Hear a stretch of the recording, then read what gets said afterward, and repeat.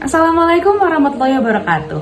Halo semuanya, sebelumnya perkenalkan nama saya Nafila Sabrina, seorang mahasiswi jurusan Hukum dari Fakultas Hukum Universitas Lampung dengan nomor pokok mahasiswa 231201316. Nah, di video kali ini saya akan membahas salah satu undang-undang terbaru yang mungkin belum banyak diketahui orang nih, yaitu Undang-Undang Nomor 16 Tahun 2023 tentang landas kontinen. Undang-undang ini menarik banget untuk dibahas karena undang-undang ini membahas wilayah dasar laut yang menjadi hak dan kedaulatan Indonesia.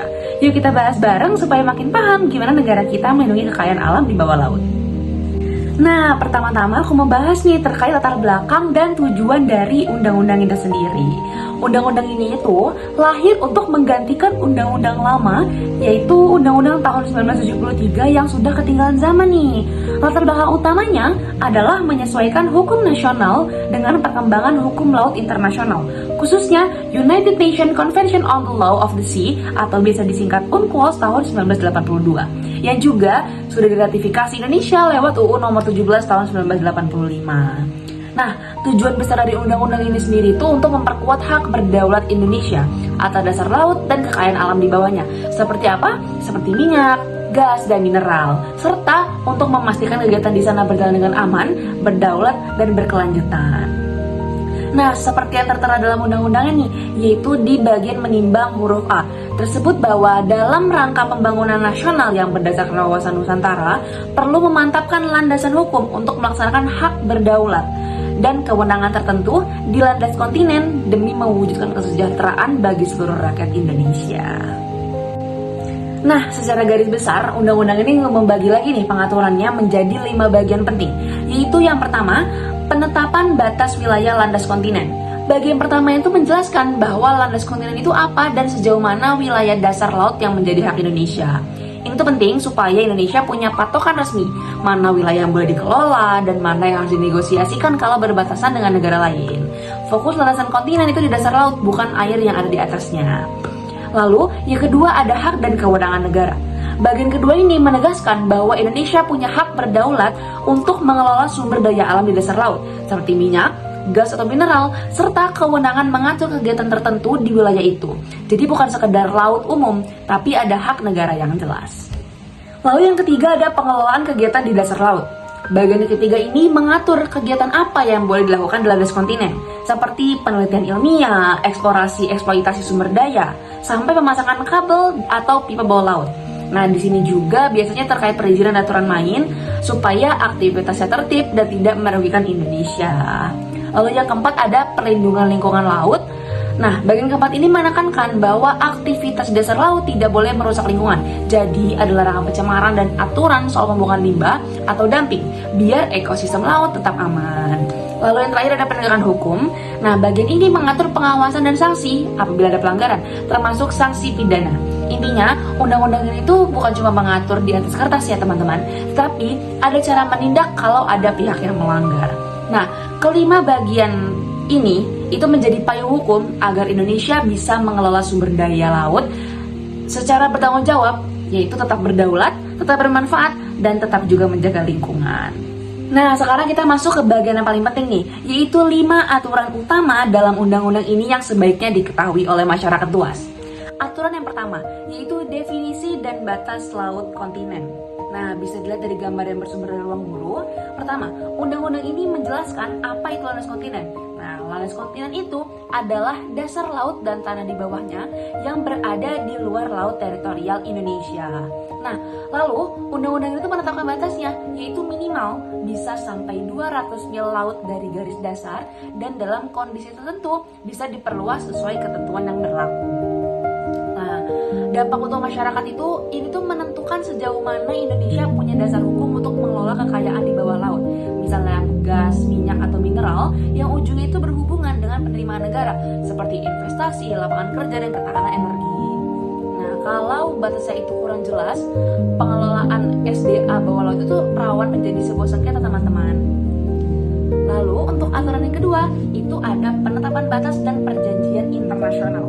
Nah, undang-undang ini mengatur cara penetapan batas. Untuk batas yang berbatasan dengan negara lain, undang-undang ini menekankan bahwa harus ditetapkan lewat perjanjian internasional.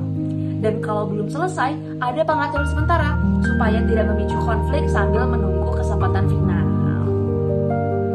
Nah, dampaknya untuk masyarakat itu apa? Yaitu ada batas yang jelas dan diakui secara internasional. Nah, batas yang jelas ini nih bikin posisi Indonesia kuat dalam diplomasi, mengurangi resiko konflik perbatasan, dan bikin aktivitas ekonomi laut seperti migas dan pelayaran itu lebih stabil dan relatif aman. Lalu, aturan yang ketiga yaitu kegiatan di landas kontinen. Nah, undang-undang ini tuh mengatur kegiatan apa saja sih yang boleh dilakukan di landas kontinen. Nah, contohnya itu penelitian ilmiah kelautan, eksplorasi dan eksploitasi sumber daya alam, serta pemasangan kabel dan pipa di bawah laut. Nah, untuk kegiatan tertentu, terutama yang melibatkan pihak asing, prinsipnya itu harus ada izin dan pengaturan supaya mereka tidak merugikan Indonesia, supaya hal ini tidak merugikan Indonesia. Nah, dampak untuk masyarakatnya apa? Nah, ini sangat nyambung ke kehidupan kita. Kabel bawah laut itu penting untuk internet dan komunikasi antar pulau. Jadi harus lebih tertib dan terlindungi nih teman-teman. Lalu, riset kelautan dan eksplorasi SDA juga harus diatur supaya manfaatnya balik ke negara kita yaitu Indonesia dan bukan malah menjadi ambil data atau ambil sumber daya tanpa kontrol. Nah, di slide selanjutnya saya menaruh contoh pemasangan kabel dan penerapan migas. Aturan yang keempat yaitu perlindungan lingkungan laut. Undang-undang ini menekankan bahwa aktivitas di landas kontinen tidak boleh merusak lingkungan laut. Ada larangan tindakan yang menimbulkan pencemaran atau perusakan, termasuk aturan ketat terkait dumping atau pembuangan material atau limbah, yang pada prinsipnya tidak boleh dilakukan tanpa izin dan harus di lokasi yang ditentukan. Nah, dampak buat masyarakat itu apa kalau di aturan ini? Dampaknya itu, apabila laut tercemar teman-teman, ekosistem rusak, ikan bisa berkurang, dan yang paling terdampak itu siapa teman-teman?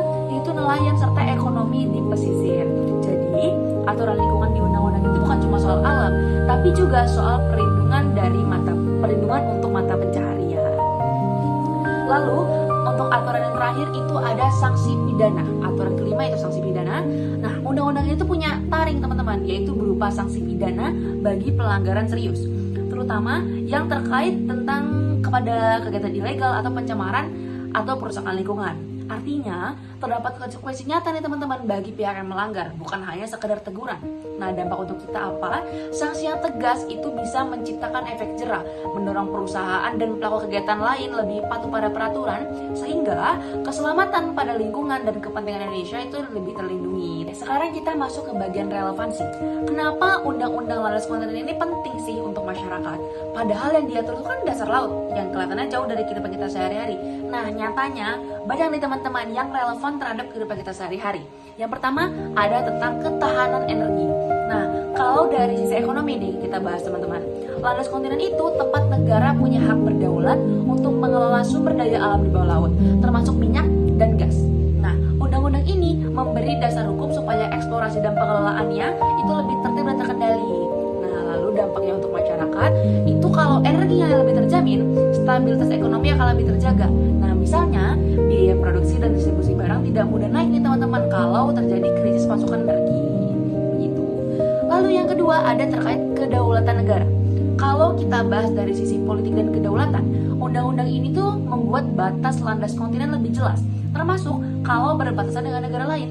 Nah, mengapa ini penting? Itu karena batas yang jelas membuat posisi Indonesia itu kuat dalam diplomasi dan mencegah konflik perbatasan teman-teman. Untuk masyarakat, dampaknya adalah rasa aman dan kepastian, seperti aktivitas ekonomi laut bisa berjalan tanpa ketegangan wilayah yang berlarut-larut. Lalu yang ketiga, ada perlindungan lingkungan. Nah, kita bahas dari sisi hak dan kewajiban. Masyarakat itu punya hak atas lingkungan yang baik dan pelaku usaha punya kewajiban untuk tidak mencemari laut. Nah, di undang-undang ini itu menegaskan larangan pencemaran dan aturan dumping. Dampak sosial ekonominya itu cukup besar teman-teman. Karena kalau laut terjaga, stok ikan tetap ada, nelayan tidak akan kehilangan mata pencaharian dan para wisata bahari bisa berkelanjutan. Jadi, undang-undang ini ikut melindungi rantai hidup masyarakat pesisir. Lalu, yang terakhir ada terkait infrastruktur. Nah, dari sisi infrastruktur ini teman-teman, banyak orang yang nggak sadar nih bahwa internet dan komunikasi antar pulau itu sangat bergantung pada kabel bawah laut. Dan ada juga pipa bawah laut untuk energi. Nah, jadi undang-undang itu memberi kerangka agar pemasangan dan pengelolaannya tertib, berizin, dan bisa diawasi. dampaknya kepada masyarakat itu apa? Dampaknya itu seperti layanan komunikasi dan distribusi energi jadi lebih aman dan risiko gangguan infrastruktur vital bisa ditekan.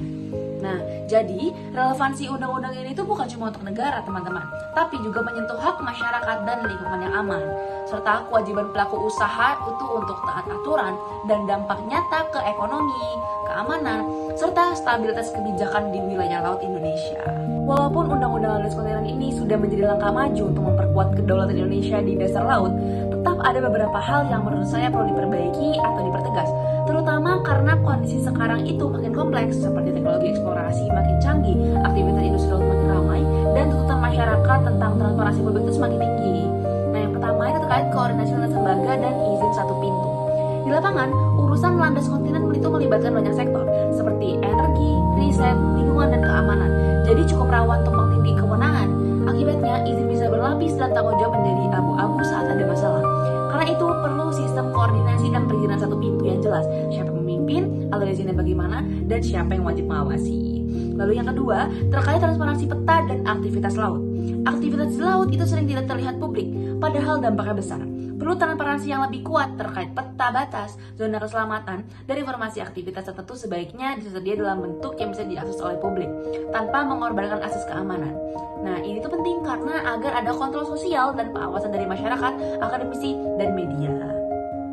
Lalu yang ketiga ada perlindungan nelayan tradisional. Aktivitas industri dan zona pembatasan bisa mengganggu ruang hidup nelayan tradisional. Karena itu, perlu mekanisme mitigasi yang jelas seperti konsultasi, informasi wilayah pembatasan yang mudah dipahami, jalur aman, dan opsi kompensasi jika akses melaut benar-benar terdampak. Nah, yang keempat ada standar dumping dan pengawasan ketat. Larangan dumping tanpa izin itu sebenarnya sudah ada, tetapi celahnya masih sering muncul di pengawasan. Karena itu, perlu diperketat adalah terkait standar teknis, seperti syarat izin, uji dampak, monitoring, dan penanggung jawab jika terjadi kebocoran atau kerusakan. Pengawasan harus tegas dan berbasis data, bukan sekedar administratif. Lalu yang kelima, ada percepatan aturan pelaksana, yaitu maksimal 2 tahun. Undang-undang yang bagus bisa tidak efektif kalau turunan aturannya belum lengkap. UU ini memberi tenggat maksimal 2 tahun untuk aturan pelaksana, dan ini krusial agar tidak terjadi multitafsir. Misalnya seperti izin riset, dumping, koordinasi pengawasan, sampai prosedur teknis penetapan batas. Jadi, prioritasnya adalah memastikan aturan pelaksana terbit tepat waktu dan benar-benar operasional. Nah, ini tuh beberapa perbaikan yang paling realistis, sehingga undang-undang ini tidak hanya kuat secara konsep, tetapi juga efektif melindungi kepentingan nasional dan masyarakat. Sebagai kesimpulan, Undang-Undang Nomor 16 Tahun 2023 tentang landas kontinen itu menegaskan hak Indonesia atas dasar laut dan sumber daya di bawahnya, sekaligus menggantikan Undang-Undang Nomor 1 Tahun 1973 yang sudah tidak memadai. Relevansinya nyata, seperti mendukung ketahanan energi, memperkuat kepastian batas dan kedaulatan, melindungi lingkungan laut yang menopang ekonomi pesisir, serta menjaga infrastruktur vital seperti kabel dan pipa bawah laut. Agar efektif, implementasinya juga perlu diperkuat lewat koordinasi yang jelas, transparansi yang proporsional, dan perlindungan masyarakat pesisir, serta pengawasan lingkungan yang ketat dan percepatan aturan pelaksana. Terima kasih sudah menonton, semoga video ini bermanfaat.